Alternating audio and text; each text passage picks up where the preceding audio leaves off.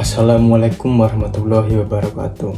Halo teman-teman, perkenalkan nama saya Agus Chandra Setiawan.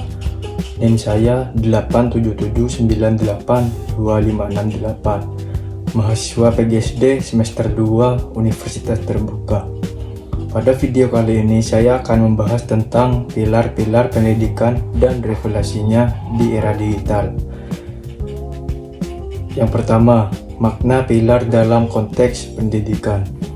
Dalam konteks pendidikan, pilar berarti dasar atau penyangga utama yang menjadi fondasi dalam membangun sistem pendidikan.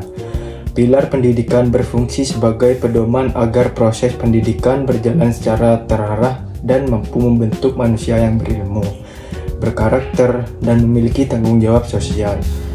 Dalam modul filsafat ilmu dijelaskan bahwa pendidikan tidak hanya berfungsi mentransfer ilmu pengetahuan, tetapi juga membentuk kepribadian manusia agar menjadi lebih baik. Oleh karena itu, pendidikan memerlukan dasar nilai yang kuat agar mampu menghadapi perkembangan zaman. Dan yang kedua, prinsip dasar pendidikan menurut Ki Hajar Dewantara. Tokoh pendidikan Indonesia, Ki Hajar Dewantara, mengemukan 3 pendidikan yang sampai sekarang masih menjadi dasar pendidikan nasional.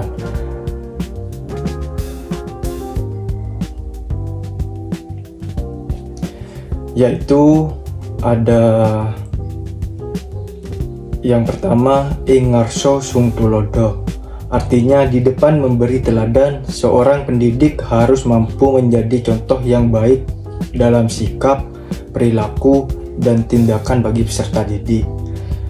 Dan yang kedua, Ing Madya Mangunkarso. Artinya di tengah membangun semangat, guru berperan mendampingi, membimbing, dan memberikan motivasi kepada peserta didik dalam proses belajar. Yang ketiga, Tut Uri Handayani. Artinya di belakang memberi dorongan, guru memberikan kebebasan kepada peserta didik untuk berkembang sesuai potensinya, tetapi tetap memberikan arahan dan dukungan. Menurut saya, ketiga prinsip ini menunjukkan bahwa pendidikan bukan hanya tentang penyampaian materi, tetapi juga proses pembentukan karakter dan kepribadian peserta didik. Dan soal yang ketiga, relevansi dan tantangan di era digital. Di era digital saat ini, perkembangan teknologi memberikan perubahan besar dalam dunia pendidikan.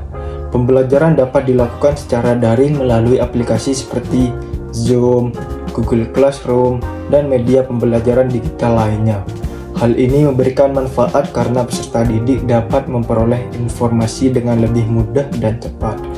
Namun, perkembangan teknologi juga membawa tantangan.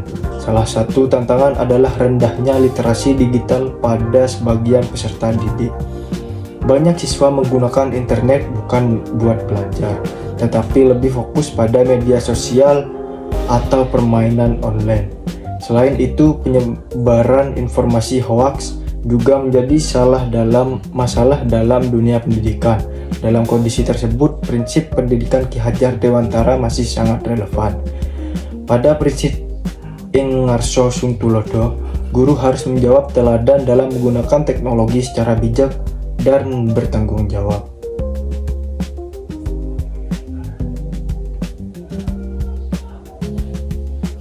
Pada prinsip Ing Madya Mangunkarso, guru perlu menciptakan pembelajaran yang kreatif dan interaktif agar peserta didik tetap aktif dan termotivasi. Sedangkan prinsip Tut Uri Handayani dapat diterapkan dengan memberikan kesempatan kepada siswa untuk belajar mandiri melalui teknologi, tetapi tetap dengan pengawasan dan bimbingan guru.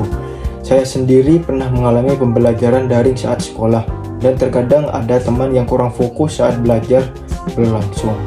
Dari pengalaman tersebut, saya memahami bahwa pendidikan karakter tetap penting meskipun teknologi perkembangan sangat pesat. Dan soal keempat, refleksi terhadap pendidikan nasional saat ini. Menurut saya, pilar pendidikan menurut Ki Hajar Dewantara masih sangat penting untuk menjawab persoalan pendidikan nasional saat ini. Pendidikan Indonesia tidak hanya membutuhkan kecanggihan teknologi, tetapi juga memerlukan pembentukan karakter, moral, dan tanggung jawab peserta didik. Guru memiliki peran penting sebagai teladan dan pembimbing agar peserta didik mampu memanfaatkan teknologi secara positif dan bertanggung jawab. Kesimpulannya, pilar pendidikan menurut Ki Hajar Dewantara tetap relevan di era digital karena mampu menjadi dasar dalam membangun pendidikan yang seimbang antara ilmu pengetahuan, teknologi, dan pembentukan karakter.